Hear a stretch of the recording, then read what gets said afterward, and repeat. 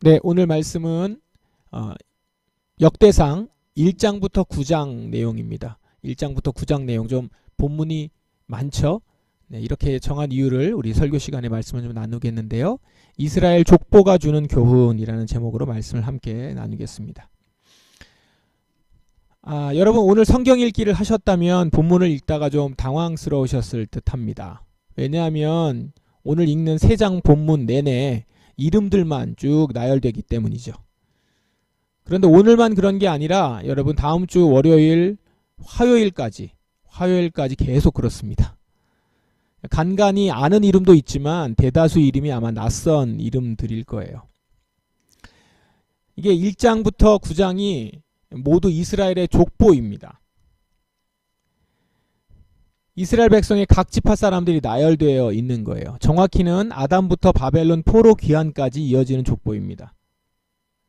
말씀을 읽고 의미를 찾아서 묵상하는 성도 입장에서는 읽기가 무척 불편한 그런 본문들이겠죠. 자, 그러니 이 본문을 설교해야 되는 저는 어떻겠습니까? 자, 그러나 이스라엘 백성에게 있어서는 이 본문들은 의미 있는 본문들이었습니다. 왜냐하면 지금 이 글을 1차적으로 읽는 독자는 그냥 평범한 이스라엘 백성이 아니라 70년간 바벨론과 페르시아에서 포로 생활을 하고 돌아온 이스라엘 백성들의 후예이기 때문입니다. 돌아와서도 독립된 나라로 회복된 것도 아닙니다. 여전히 전통과 유산들이 망가진 상태입니다. 모든 것들이 폐허해서 다시 시작해야 되는 상황이었고요. 그런 이들에게 처음 아담부터 시작해서 지금에 이르기까지 끊이지 않고 연결된 역사가 있다는 것을 이렇게 들려주고 있는 겁니다. 족보는 그것을 다시 이어주는 역할을 하고 있는 거죠. 아마 그냥 평상시에 평범한 시대에 이런 족보 얘기를 들었다면 무덤덤했고 아마도 막 지루해하거나 그랬을 겁니다. 그랬을 역사지만 지금 자기들의 뿌리를 의심해야 되는 시점이에요. 그런 시점에서 이 족보, 이 역사는 너무나 중요한 의미를 가질 거다라는 것이죠. 여기에 역대기 저술의 의도가 드러납니다. 역대기는 이스라엘 백성의 정체성과 언약의 계승을 강조하기 위해서 저술되었습니다. 바벨론 포로에서 돌아온 백성들에게 자신들이 하나님의 약속을 이어받은 민족임을 상기시키는 그런 역할을 하는 것입니다. 먼저 짧게 역대기 1장에서 9장의 족보를 한번 요약해보면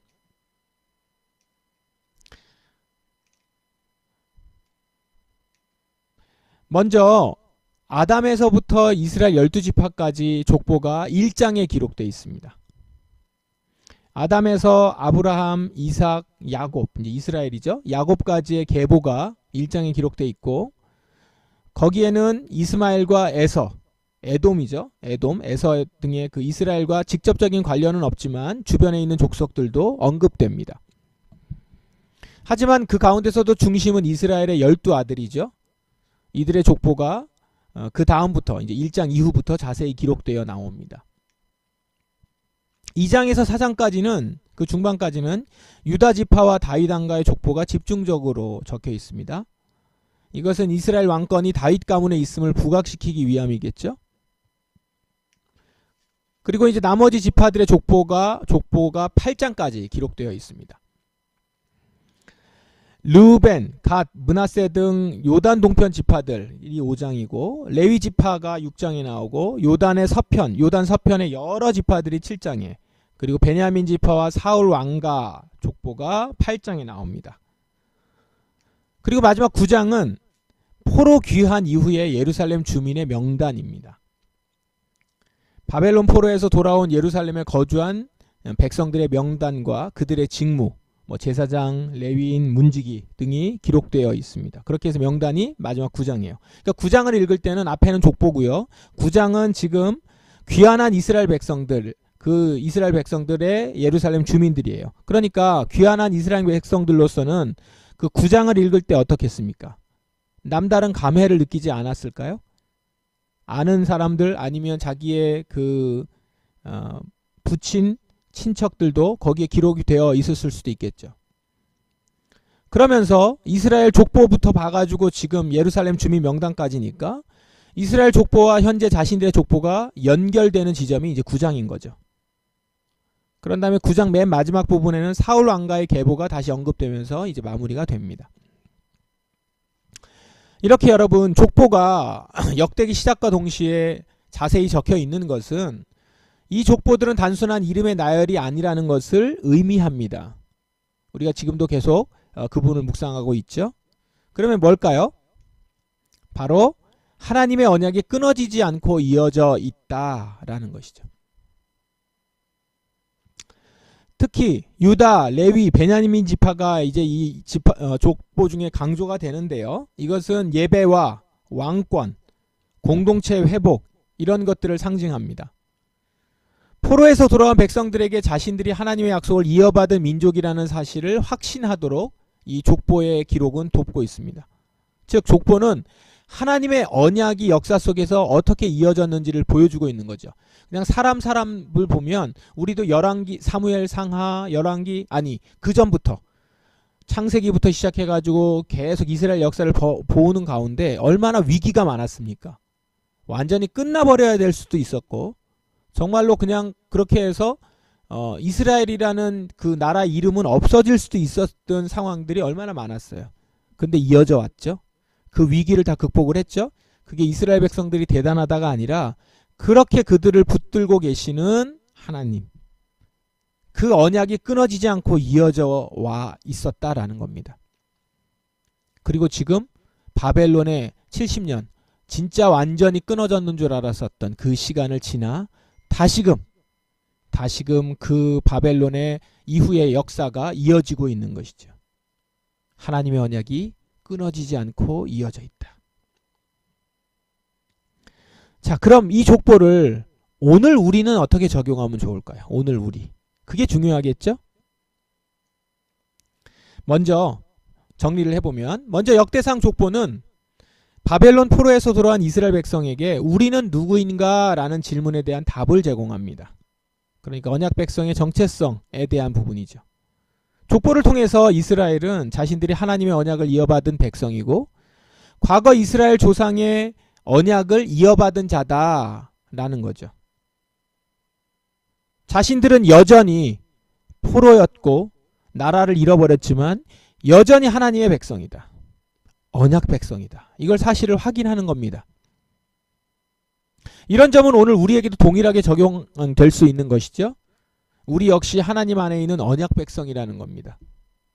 이 족보가 쭉 이어져 있는 것은 여전히 하나님이 당신의 약속을 저버리지 않고 지키고 계신다는 걸 보여주신다는 거잖아요. 그럼 이 족보가 어떻게 이어지죠?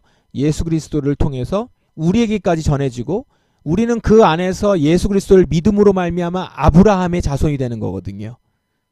그렇게 이어지고 있음을 우리는 발견하면서 우리는 지금 이 역대기의 족보를 보면서 하나님이 이렇게 언약을 이어오셨구나. 이 족보의 흐름 가운데 내가 있는 거예요. 이게 끊어지지 않음으로 인하여서 이 족보가 끊어지지 않음으로 인하여서 오늘날 내가 주님을 알고 주님을 믿는 데까지 이어져 있는 것이죠. 이게 얼마나 놀랍습니까? 그래서 여기서 우리는 우리의 정체성을 이 말씀, 족보에서 찾을 수 있는 겁니다. 그리고 우리의 신앙의 뿌리를 확인할 수도 있는 것이고요. 둘째, 족보는 하나님께서 아담에서부터 다윗 그리고 바벨론 포로 귀환까지 언약을 신실하게 이어오셨다라는 걸 보여줍니다. 족보를 쭉 보시면 우리는 하나님은 약속을 반드시 이루시는 분이다 라는 것을 확인합니다. 족보는 바로 이것을 증거하고 있는 것이죠. 하나님의 신실하심, 구원의 역사. 하나님이 이렇게 신실하신 분이시기 때문에 우리는 여전히 그분의 계획, 구속사적 계획 아래 살아가고 있는 것이구나를 확인하는 겁니다. 아, 언약을 지키셨구나. 그게 어떻게 이어지죠? 하나님은 이렇게 신실하신 분이시다. 약속을 지키시는 분이시다. 그러면서 돌아보세요. 그러면 하나님이 예수 그리스도를 통해서 우리에게 약속하신 것들을 보게 되거든요. 그러면 그 약속도 하나님은 신실하게 지키실 것이다 라는 거죠. 그래서 족보는 우리에게 하나님의 구원 역사, 그것이 신실하게 지켜지고 있다, 라는 것을 기억할 수 있고 확신할 수 있게 해준다라는 겁니다. 세 번째는 우리는 예배와 신앙교육의 사명을 이 족보를 통해서 인식할 수 있습니다. 족보를 보면 각 지파와 가문의 역할 중에서 특히 제사장과 레위인의 사명을 강조하는 것을 볼 수 있습니다. 이것은 족보뿐만 아니라 역대상을 보면 제사장의 역할, 레위인의 역할을 굉장히 중요하게 다루거든요. 이것은요, 공동체는 무엇보다도 예배와 신앙교육을 담당하는 자들이 그 자리를 지키고 있어야 된다라는 것들을 보여줍니다. 하나님은 그들의 삶을 주목해서 보고 계시고 그 역사, 그 족보를 굉장히 중요하게 여기신다는 거죠. 오늘날 우리 공동체에도 예배를 담당하고 교육을 담당하고 하나님의 말씀을 증거하는 자들의 역할이 중요합니다. 하나님의 언약을 지키는 데 있어서 이들의 삶은 매우 중요한 역할을 담당하고 있음을 우리는 기억해야 된다는 것이죠. 이걸 기억하게 되면 그들이 온전하게 서는 데 있어서 그리고 그 말씀이 그만큼 중요하다는 것, 우리의 예배가 중요하다는 걸 인식하는 거잖아요. 그러면서 이 중심에 예배가 있고 이 중심에 말씀 교육이 있다라는 것들을 알게 되고 우리 공동체는 그런 공동체다라는 것을 우리 모든 사람이 이제 인식하게 되는 것이죠. 족보는 그것을 보여줍니다. 아, 이 족보의 중심에는 말씀을 담당하고 신앙교육을 담당하는 레위인들과 제사장들이 그 중심에 있구나. 이것을 통해서 우리는 그 역할들을 공동체의 어떤 역할이 가장 중요한 것인가를 기억할 수 있게 된다는 것이죠. 무엇보다 역대상의 족보는 우리에게 예수 그리스도를 기다리게 합니다. 다윗 왕가를 중심으로 하는 계보는 어디로 이어집니까? 예수 그리스도 오심으로 이어집니다. 우리는 이걸 이제 알죠. 우리는 이 족보를 보면서 구약과 신약이 어떻게 이어지고 있는지 그거를 우리는 쭉 볼 수 있게 되는 겁니다. 이 족보를 통해서요. 족보를 통해서 우리는 예수 그리스도 안에서 하나님의 구원 계획에 이렇게 동참하고 있음을 깨닫는 것이죠. 쭉 연대기적으로 이어져 오는 가운데 그것이 결국은 시간이 지나 예수 그리스도께까지 닿는 거예요. 이거를 마태복음도 중요하게 여기니까 마태복음에 보면 그 족보가 나오는 것입니다. 누가복음에도 그래서 족보가 나오는 것이죠.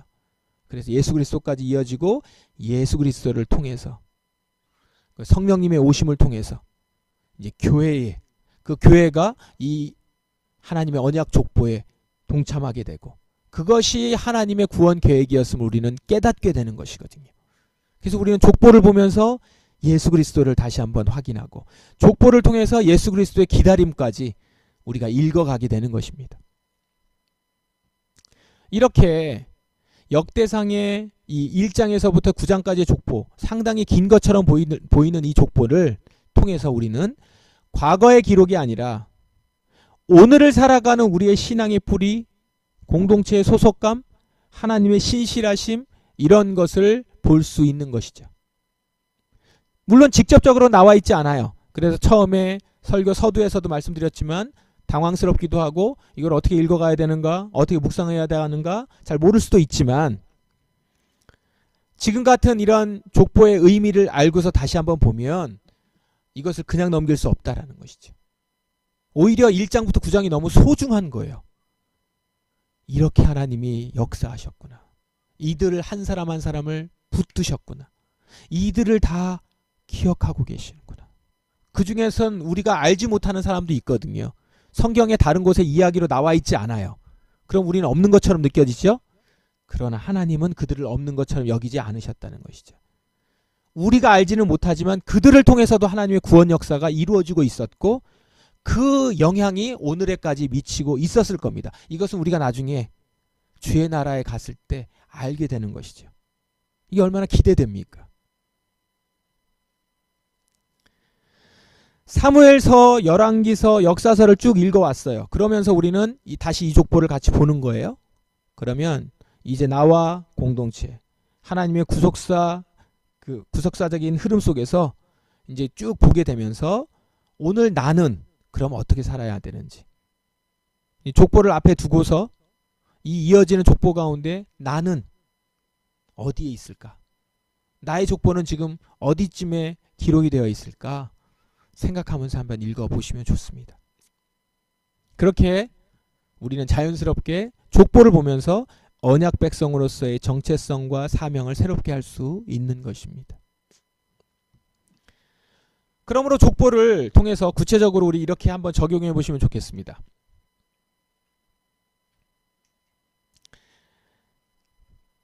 족보를 통해서 하나님의 구원 계획 안에 있다는 확신을 한번 가지십시다.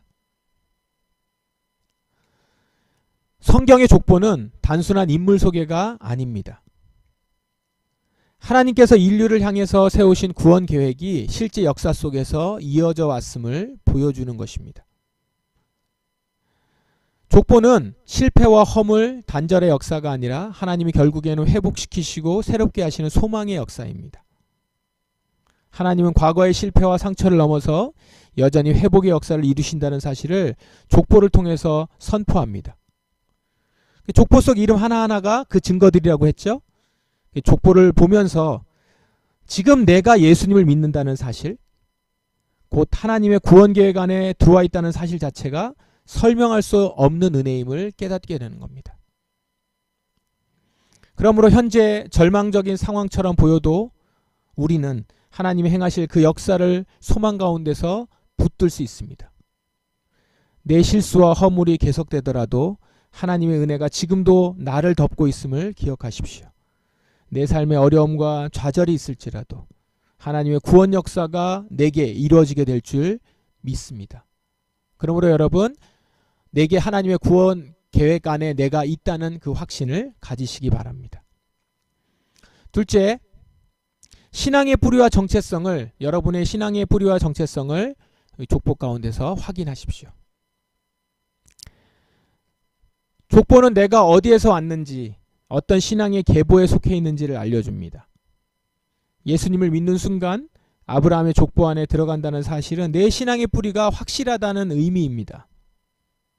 또한 이는 내가 혼자가 아니라 하나님의 언약 백성의 공동체의 일부라는 사실도 우리는 알 수 있습니다. 내가 하나님의 언약 공동체의 일원이라는 이 정체성을 이 족보를 통해 확인하고 기억하실 수 있기를 바랍니다. 또 여러분, 이 족보를 통해서 하나님의 은혜와 선택에 나를 그렇게 선택해 주시고 내게 은혜를 베풀어 주신 것을 감사하는 그런 시간을 가지시면 좋겠습니다. 족보를 보면서 내가 지금 신앙생활하는 것은 내가 선택해서 시작한 것이 아니라 하나님이 먼저 나를 선택하시고 나를 불러주셔서 시작된 것이다 라는 거죠. 족보를 통해서 하나님이 한 사람 한 사람, 한 가문, 한 민족을 통해 일하셨듯이 나 역시 하나님의 은혜로 이 자리에 있음을, 그걸 인정하고 감사하는 마음을 갖기 바랍니다. 여러분, 이 감사의 기도를 주님께 드리는 것 너무 중요한 신앙 고백입니다. 내가 선택받은 것에 대해 감사하고 내게 그렇게 은혜 주신 것에 대해서 감사하고. 어느 순간 우리가 이걸 놓치거든요. 하나님이 나를 택하셨다는 것. 그게 너무 당연스러워서. 그런데 우리를 먼저 택하시고 은혜를 베푸셨다는 이 사실, 이 처음에 이 사실을 기억하면서부터 그 안에 감격과 기쁨을 놓치지 않고 그것을 감사함으로 드리는 것이 우리의 가장 기본적인 신앙 고백이요, 우리의 정체성도 우리의 뿌리도 다시 확인하게 되고 그것이 더욱더 풍성하게 되는, 그 감정이 더욱더 풍성하게 되는 일이 될 것입니다. 그래서 여러분, 족보를 보면서 이 사람을 택하셨고 이 사람에게 이런 은혜를 베푸셨듯이 오늘 나를 이 시대에 택하셨고 내게 은혜를 베푸셨으며 나를 통해서 주께서 이 일을 하신다는 것, 오늘 이 땅에서 내게 하실 일을 주셨다는 것, 그걸 감사하는 저와 여러분 되기를 바랍니다. 넷째는 공동체 안에서 내게 맡겨주신 역할에 이 족보를 통해서 확인하시고 충성하시기 바랍니다. 족보에는 각 가문과 인물의 역할이 기록되어 있습니다. 이는 오늘날 신앙생활에서도 내가 맡은 역할과 사명을 성실히 감당해야 함을 깨닫게 합니다. 하나님 나라 공동체 안에서 서로 협력해야 온전한 주의 나라가 세워진다는 것을 우리는 다시 볼 수 있습니다. 여러분이 족보의 한 자리를 차지하고 있다는 것은 여러분에게만 맡겨진 일이 있다는 겁니다. 여러분, 이 사실을 기억하면서 각자에게 맡기신 일들을 확인하시고 확신하시고 지금 내게 주어진, 지금 깨닫게 된 그 역할을 잘 감당하실 수 있는 여러분이 되기를 바랍니다. 여러분에게 바통이 주어져 있습니다. 그걸 들고 여러분의 맡겨진 길을 성실히, 열심히, 신실하게 뛰어가셔야 된다는 것이죠. 말씀을 정리하겠습니다.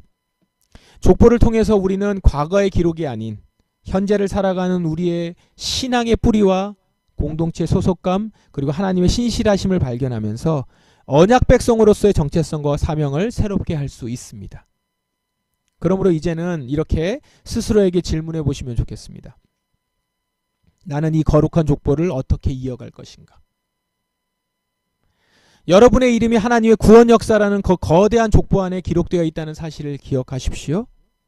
그리고 여러분이 쓰고 있는 이 신앙의 이야기가 이제 다음 세대에는 또 어떻게 유산이 될지, 그것을 생각하시는 여러분 되시기를 바랍니다. 그리고 책임감을 가지고 사십시오. 책임감을 가지고 여러분에게 주어진 시간과 능력과 지금 여러분의 자리를 지켜가시기 바랍니다.